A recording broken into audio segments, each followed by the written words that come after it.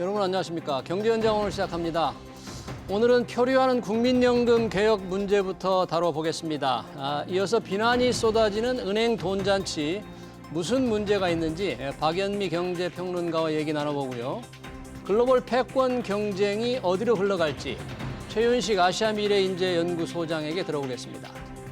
네, 얼마 전 국회 연금특위가 갑자기 보험료율 대신 구조부터 바꾸겠다 이렇게 하면서 국민연금 개혁 논의가 길을 잃는 게 아닌가 하는 우려가 나왔죠. 국민연금 구조 개혁은 훨씬 더 어려운데 국회 연금특위가 왜 먼 길로 돌아가려는지 의문이 있습니다. 연금특위 소속이죠. 더불어민주당 경기도 고양시정의 지역구를 둔 이용우 의원 모시고 자세한 내용 짚어보겠습니다. 유튜브 실시간 댓글 의견 주시면 토론에 반영하겠습니다. 경제현장 오늘입니다. 이용우 의원님 어서 오십시오. 반갑습니다. 네, 안녕하세요. 반갑습니다. 의원님 얼마 전에 보니까 국회 대정부 질문에서 보통 의원들이 고성을 지르고 막말을 하잖아요. 대정부 질문. 그런 거 없이 상당히 장관과 치열하게 토론을 해서 칭찬을 받았다. 이런 기사를 봤습니다. 당시 장관 누구였습니까? 한기정 공정거래위원장. 공정거래위원장. 예. 무슨 주제로 그렇게?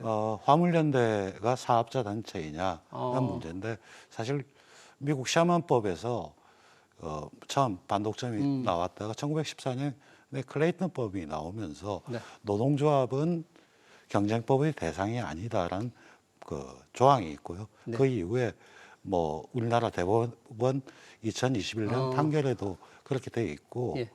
또한 최근에 EU에서도 그렇게 돼 있는데 왜 공정거래위원회가 화물연대에 대해서 개입을 하는 게 맞느냐 그걸 가지고 얘기했습니다. 오늘 주제는 아니니까 다음에 기회 되면 한번 들어보기로 하고요. 자, 국회 연금특위 초안을 마련한다고 좀 큰 소리를 치더니 민간 자문위원회까지 구성해서 연구를 한참 시켰잖아요. 근데 다시 이 모수 개혁, 그러니까 보험료율을 올릴 것인가, 얼마 받을 것인가 이런 거는 정부에 넘긴다. 이러다 보니까 국민들이 그러면 그렇지 국회가 할까 하고 흐지부지 되는 게 아닌가 이렇게 생각을 합니다. 어떻게 된 겁니까? 이게? 사실 연금개혁특위는 여당에서 작년에 이제 여야 합의로 만들어진 거였고요. 올 4월까지 활동을 하게 돼 있었습니다. 예. 그러면서 사실 연금개혁이라고 하는 건 연금개혁의 목적이 무엇이냐. 모수개혁이라고 하는 거는 연금 고갈이 언제 되느냐는 문제고 5년마다 한 번씩 추계를 해서 정부가 발표를 하게 돼 있습니다. 그걸 보고 연금 이제 재정이 고갈되는 걸 시점을 어떻게 늦출 거냐, 채울 거냐 이 문제에 관한 문제고 그건 원래부터 정부가 해야 되는 아니었습니다. 그리고 원래부터? 그걸 가지고 국회에서는 사회적으로 여러 다양한 계층이 있기 때문에 그 사람들의 의견을 받아서 조율하는 자리였거든요. 예. 이제 그런 자리인데 그걸 이제 국회에서 다 하는 것처럼 이야기를 했던 건 좀 문제가 있었던 거고요. 그다음에 안이 이제 두 가지 안이 나왔었죠. 두 가지. 예. 예, 더 내고 덜 받는 안. 더 내고 덜 받는 안. 네. 더 내고 더 받는 안. 더 받는 안. 네. 그 두 가지 안이 있는데 입장 차이가 명확하게 있었던 거죠. 예. 근데 그거에 대해서 하려고 하면 치열한 논의가 필요했었습니다. 근데 연금개혁특위가 이제 올해도 1월 3일 날 열린 적이 있었고요. 예. 그 이후에 열리지는 않았습니다. 그러니까 자문위원들한테 각각 숫자와 안을 만들어 보라고 했던 것이었고 예. 그 중에 이제 연금 내는 안이 더 내는 안에 대해서 잠정적으로 민간위에서 A안, B안에서 A안이 하나 나왔던 겁니다. 그러다 보니까 갑자기 이게 안이 표류하게 되는 계기는 거기서 만들어진 겁니다. 예. 어찌됐든 이제 정부의 그 모수개혁, 보험료율을 어떻게 올릴 것인가, 이른바 연금 소득 대체율을 어떻게 조정할 것인가에 관해서 이제 정부가 그건 해야 된다 그랬는데 어차피 정부가 할 거 국회가 받아서 결정할 거니까 기왕에 자문위원회가 마련된 자문위원한테 안을 받기로 했으니까 받아서 나름 국회가 먼저 조금 결정할 수는 또 미리 정해놓을 수는 없었나요? 근데 약간의 동상이몽이 있었다고 생각하는데요. 예. 실제로 1월 3일 날 연금개혁특위가 있을 때 여야 의원들이 네. 정확하게 똑같은 소리를 했었습니다. 여야 의원들 1월 3일 날 어떤 걸 연금개혁의 목표가 뭐냐? 목표가 뭐냐?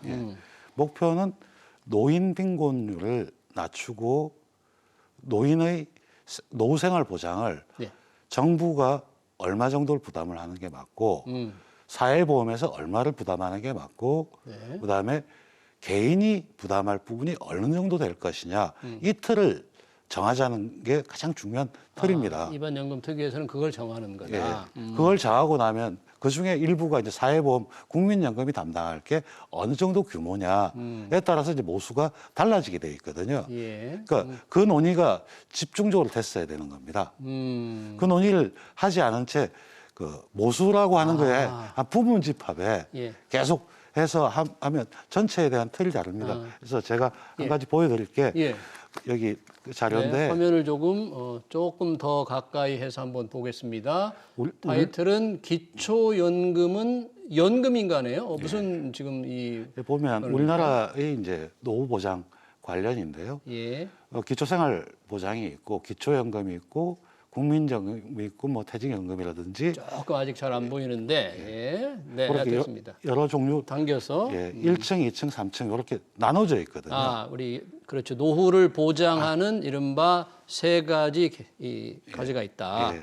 그 중에서 보면 과연 기초연금이 사회보장일까, 네. 연금일까, 사회보험일까 문제거든요. 기초연금은 사실 국가의 세금으로 주는 겁니다. 그렇죠. 소득의 70%에게 예. 두 분 주는 거죠. 노인들에게. 그렇죠. 65세 이상 노인에게. 기초연금. 국민연금은 자기가 낸 거에서 받아가는 거고요. 그렇죠. 그리고 이제 퇴직연금이라든지 직역 다 있습니다. 네. 이 구조에서 과연 국가가 부담할 부분이 얼마일까?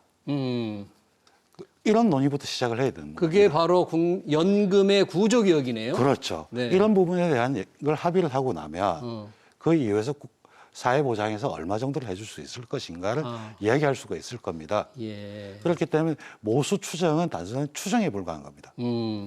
지금 말씀하신 연금의 구조개혁, 그러니까 기초연금 역할을 어떻게 해야 되고 국민연금을 어떻게 할까, 또 다른 직역 연금을 어떻게 할까, 이거는 굉장히 어려운 과제일 것 같은데요. 어려운 과제죠. 그런 어려운 과제를 작년에 여야 합의를 하면서 4월까지 하겠다고 하는 것 자체가 예.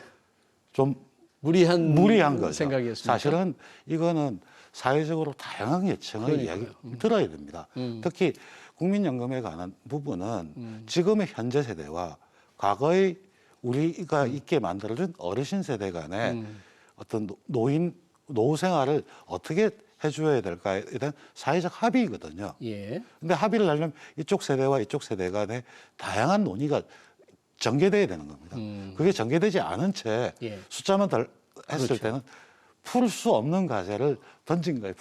그런 개혁 논의 없이 기초연금을 지금 65세 이상 노인에게 32만 원 정도 주잖아요. 예. 이거를 좀 더 올릴 것인가 말 것인가 이런 여러 가지 중요한 논의 없이 달랑 국민연금 보험료만 올린다거나 예.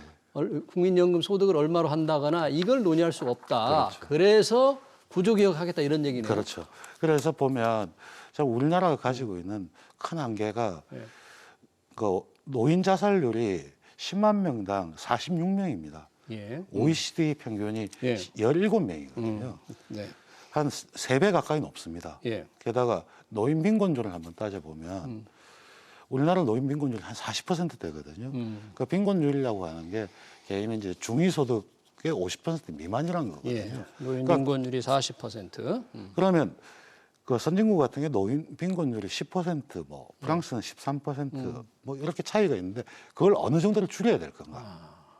그러니까 이 말은 지금까지 우리나라에서 태어나서 경제 활동을 했다가 은퇴를 했을 때 빈곤에 빠지는 거, 그럼 노후 생활을 어떻게 해줘야 될까?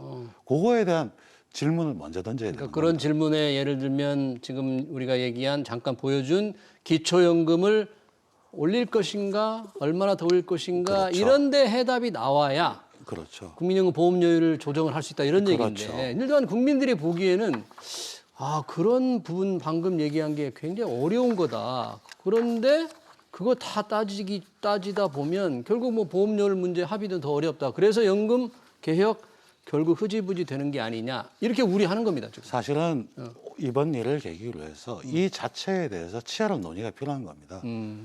보면 저는 이런 것도 생각합니다. 우리나라의 경우에 있어가지고 은퇴하는 시점이 이제 60세고요. 예. 국민연금 수급 연령이 65세거든요. 그런데 자, 우리 고령화 사회가 됐을 때 어르신들이 은퇴하고 소득이 발생하는 게 없다. 그렇다면 지금 정년 연장에 대해서 고민을 해야 되거든요. 근데 정년 연장을 이야기하는 순간 아니 노인분들한테 하고 청년들은 어떻게 어떻게 할 거냐 이러죠. 근데 이렇게 생각할 수가 있거든요. 어르신들 중에 4시간, 6시간 파타임으로 새로운 일자리 형태를 찾아볼 수가 있을 겁니다. 파트타임 일자리. 예를 돌봄이라든지 이런 거 여러 가지 수요가 있지 않습니까? 예. 그럼 소득이 발생을 해버립니다. 그렇죠. 그렇죠. 그런 소득이 발생하면 국민연금이나 기초연금이 부담이 줄어들 수 있습니다. 있으니까. 예. 그러면서 새로 진입하는 세대들한테는 새로운 일자리를 하는 거고 네. 돌봄이나 특수한 일자리 같은 경우가 만들어주고 이런 체계가 필요합니다. 예. 실제로 보면 그런 거 관련해서 우리나라가 그 임금 피크제 시행을 했었는데 그렇죠. 얼마 전 대법원 판결이 예. 동일한 업무로서는 임금 피크제는 위법이라고 판결을 했습니다. 일을 똑같이 시키면서 그렇죠. 임금피크제를 적용하는 것은 위법이다. 예, 위법이다. 이렇게 돼 있습니다. 그럼 다른 업무들, 아까 제가 뭐 돌봄이라든지 여러 가지 업무들 회사마다 있을 수가 예. 있고 사회적으로 만들어 줄 수가 있습니다. 근데 그러면서 소득을 같이 보장해 주는 이런 체계. 그렇다면 사실 여기서 굉장히 중요한 포인트가 딱 나오는 게 예. 연금 개혁과 노동 개혁은 따로 떨어진 문제가 아닙니다. 하나다. 그러니까 이걸 같이 묶어서 우리가 노후 생활을 어떻게 할 건지 이 문제가 아주 중요한 결국 과제입니다. 정년 연장이라든지 예. 또 노인 일자리라든지 그러니까 다 함께 어우러져야만 이게 좋은 그렇죠. 답이 나올 수 있다는 얘기인데 이 대통령께서 이 3대 개혁하면서 특히 연금 개혁 중요하다, 꼭 해야 된다 말씀을 했는데 최근 뭐 조금 의지가 약해지는 거 아닌가? 뭐 이런 의문을 가진 분도 좀 늘고 있는데 혹시 야당 의원에서 어떻게 보세요? 중요한 거는 그 연금 개혁은 아까 말했듯이 디테일하게 각각의 계층이 있기 때문에 그 큰 숫자에서 사람들이 말을 할 때 개혁이 필요하다는 거 다 인정을 합니다. 근데 중요한 건 어떻게 어떤 방법을 통해서 할 건지 이런 수기의 과정과 토의의 과정이 필요한 겁니다. 그게 바로 국회에서 해야 될 일이고 그렇다면 국민연금 특위가 구성이 됐다면 다양한 계층의 이야기를 계속 들어주는 과정이 필요했습니다.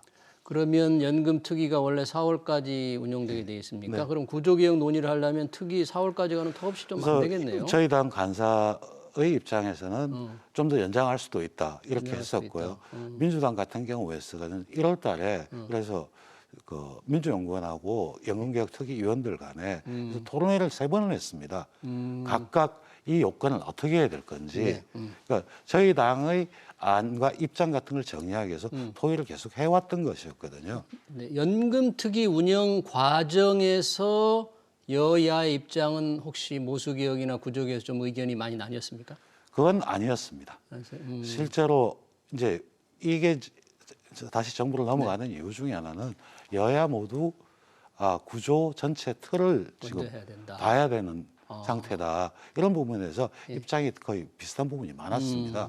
그런데 이제 세부 논의로만 들어오니까 이렇게 되면 문제를 풀기가 되게 어려워진다. 이런 이야기들이 많이 나왔던 거죠. 그래요? 그러면 이게 모수개혁, 소득 대체율, 보험료율 조정하는 것보다 더 큰 과제가 이제 구조개혁이어서 거기에 치중하는데 그건 앞으로 어떤 그 산하 자문위원회에서는 구조개혁에 관한 어떤 안이 좀 마련돼 있나요? 뭐 1안, 2안, 3안 충분히 이건 왜냐하면 그동안 많이 논의가 되어 왔던 내용입니다. 예. 그러니까 목적을 딱 정해주면 거기에 맞춰서 할 수 있는 숫자는 언제라도 만들 수가 있습니다. 예. 근데 그 숫자가 중요한 게 목적을 명확하게 해줘야지만 목적을. 그다음에 더 진행이 될 수가 있거든요. 예. 그러니까 제가 중요하게 여기는 거는 우리가 이 이야기를 왜 해야 하느냐. 되는지 그리고 국가 재정이 얼마만큼 부담을 해야 될지 그 개인이 할 건 얼마일지 이런 게 필요합니다. 예를 들면 우리나라 65세 어르신들의 한 달 평균 생활비가 160만 원 정도 된다는 연구가 있습니다. 부부가 산다면 한 200 공통 경비가 있으니까 한 200 얼마 될 거 아닙니까? 그 중에서 사회보장에서 얼마를 해줄까? 그렇게 하려고 하면 국가가 부담할 건 얼마일까? 국가가 부담하려면 재정이 얼마가 소요가 될까? 이렇게 돼야지만 연금 고갈론을 연금 고갈돼서 지금 젊은 세대들이 가지고 있는 의구심은 아니 뭐 2055년, 60년 이런 데 고갈된다는데 우리는 내기만 하고 이런 게 되지 않습니까? 그렇다면 거기서 국가가 어떤 역할을 해야 되죠. 그렇지? 그 국가가 그걸 감당할 수 있는 건지 이 문제에 대해서 이야기를 본질적으로 해야 되는 거거든요. 네, 알겠습니다. 그러니까 연금개혁 특위에서는 앞으로 우리 이 의원님 말씀하신 대로 구조개혁, 소위 말하는 모수개혁을 위한 더 큰 그림에 이제 치중을 하겠다. 그런 얘기네요. 네, 잘 들었습니다. 지금까지 연금개혁 특위 활동을 한 더불어민주당의 이용의 의원이었습니다. 이 의원님 오늘 감사합니다. 네, 고맙습니다. 네.